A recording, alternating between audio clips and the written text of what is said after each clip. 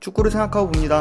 안녕하세요, 김현의 축구이야기입니다. 오늘 제가 할 이야기는 대한민국 대 이라크 경기입니다. 많은 분들이 이 경기를 보고 많이 지루하셨을 거고, 도대체 벤투가 보여주려는 전술이 무엇인지를 보기 어려웠을 것이라 생각합니다. 그래서 오늘은 이 경기를 제가 분석해서 단순히 벤투가 이런 축구를 했으니 옹호하자 라는 뜻이 아닌 벤투가 어떤 축구를 보여주려고 했는지를 중심으로 이 경기에 대해서 짚어보고자 합니다. 먼저 우리나라는 이번 경기에서 15번의 슈팅을 기록했고 5번의 유효 슈팅이 있었습니다. 점유율을 68%를 기록했으나 15번의 슈팅 중 5번의 유효 슈팅은 우리나라가 유효 슈팅을 만들지 못한 점도 볼 수 있지만, 전 개인적으로 점유율에 비해 15번 나온 슈팅에 집중했습니다.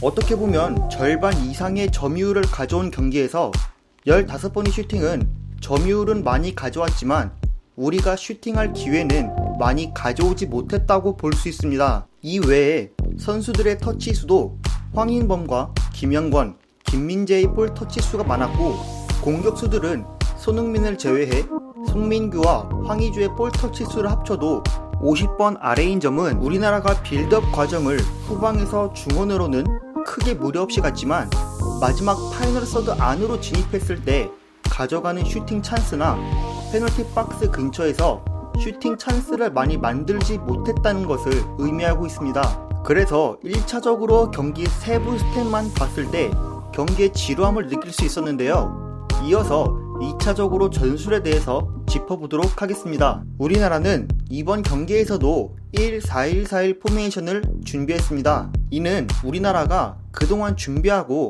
발맞췄던 포메이션을 바탕으로 준비했습니다. 반면 이라크는 스타팅 라인업을 1-4-2-3-1로 맞췄지만 실제로 1-5-3-2에 가까운 수비 형태를 보였는데요. 우리나라는 후방 빌드업부터 수비형 미드필더가 내려와 3명의 선수를 배치시켰습니다. 이러한 전술을 라볼피아나라고 부르는데, 우리나라가 이렇게 3명으로 배치한 이유는 두 가지가 있습니다. 첫 번째는 센터백들을 전진시키기 위함이고, 두 번째는 윙백을 전진시켜도 후방을 안전하게 두기 위함입니다.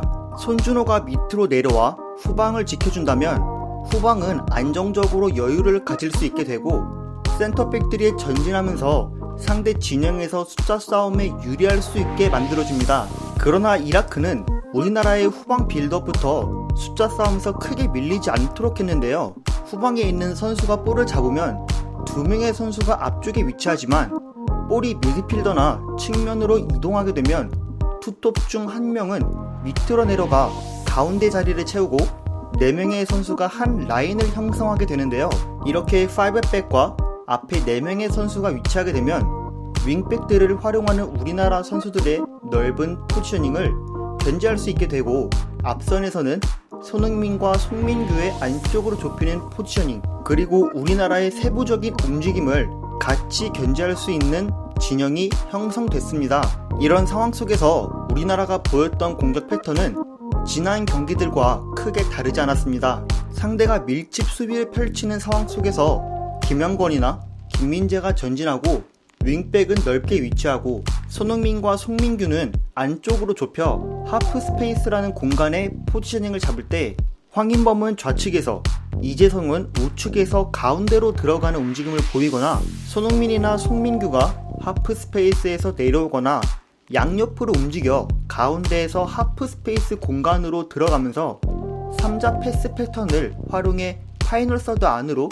들어가려는 것이 큰 목적이었습니다. 그러나 이렇게 중앙을 활용하는 패턴은 이라크 수비진들의 사이 공간을 공략할 수 있도록 만들어야 했는데, 패스가 빗맞거나 좁은 공간에서 짧은 패스로 뚫어내지 못하면서 답답함을 느낄 수밖에 없었습니다. 반대로 측면에 있는 윙백들을 활용할 때도 손흥민과 송민규는 밑으로 내려오는 포지셔닝을 보였던 이유는 빌드업을 돕기 위한 이유도 볼 수 있겠지만, 가장 중요한 점은 상대 선수를 끌어당겼을 때 윙백과 같은 높이에 위치하게 되고, 상대 윙백과 센터백을 끌어당겼을 때 윙백은 직선 움직임을 가져가면서 파이널 서드 안으로 낮은 크로스를 해주려는 의도였습니다. 그러나 이 패턴에는 몇 가지 문제가 발생됐습니다. 첫 번째는 센터백이 후방에서 찔러주다 보니 패스로 낮은 패스로 가는데 패스가 길게 가다 보니 자주 끊기는 점이었습니다. 그래서 사이에 있는 미드필더나 손흥민과 송민규가 안쪽에 좁혀 있을 때 이어줄 수 있는 역할이 되어야 했지만 수비수의 발밑을 너무 의존하고 낮은 패스로 활용하다 보니 상대 수비 입장에서는 커트해내기 쉬운 패스의 유형들이었습니다. 결국 측면에서 활용할 패턴들은 상대 선수가 우리가 생각한 공간으로 유인될 때 윙백들이 효과적이고 3명의 공격수들이 안으로 들어와 마무리해줘야 하는 게 효과적인데, 패스는 끊기고 상대 선수를 당기지 못했을 때 크로스가 측면에서 고립된 채로 높게 올라가다 보니 단순한 패턴으로 보일 수밖에 없었습니다. 또 결정적으로 후방에 롱패스가 많아졌다고 생각을 했는데 전반전에는 낮은 패스들이 잘리다 보니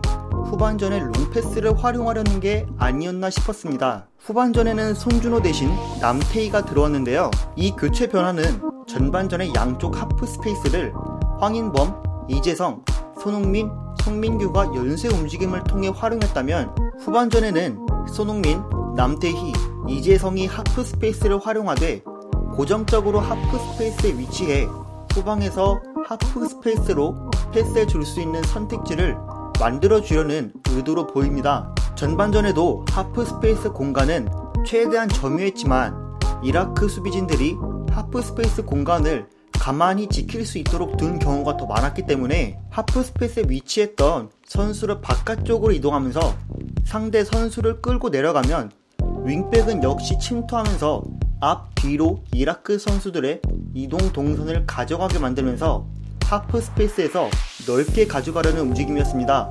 그래서 1선에 있다가 2선으로 내려오는 움직임으로 하프 스페이스 공간을 차지하면 3명의 선수가 연쇄 움직임으로 하프 스페이스 공간을 먹게 만들려는 움직임과 패스 패턴이었습니다. 다만 우리나라의 전반전과 후반전의 공통적인 문제점은 하프 스페이스에서 공간을 측면으로 가는 패스가 잘 이루어지지 못했고 자주 끊긴 점이었습니다. 그래서 황의조는 전방에서 고립될 수밖에 없었고 바깥으로 내려와서 경기를 풀어주도록 해야만 했습니다. 또 하프 스페이스를 활용하는 문제 외에도 우리나라 선수들이 역습할 때 3명의 선수가 앞쪽에 있다면 선수들의 간격도 멀었기 때문에 간결한 패스 패턴으로 상대 수비를 공략하는 움직임도 많이 부족했습니다. 이런 간결한 패스 패턴이 부족하다는 뜻은 선수들이 상황에 따라서 어떻게 움직일지에 대한 약속이나 상황 판단력이 좋지 않다는 것을 의미하고 있습니다. 오늘 내용들을 정리해보면 우리나라 경기가 답답하고 부족하게 보였던 이유는 크게 3가지로 요약할 수 있을 것 같습니다. 첫 번째는 하프 스페이스에서 간단하게 풀어주는 패스 패턴의 부족과, 두 번째는 상대 측면 공간은 만들었지만 상대 수비수들 사이에서 끊기거나 고립된 측면 속에 나온 목적 없는 크로스, 세 번째는 공격수들끼리의 간격을 좁혀서 패스할 때와 넓혀서 패스할 때의 상황 판단 부족으로 보여집니다. 오늘 제가 준비한 분석은 여기까지입니다. 재밌고 유익하게 보셨다면 구독과 좋아요 부탁드립니다. 감사합니다. 감사합니다.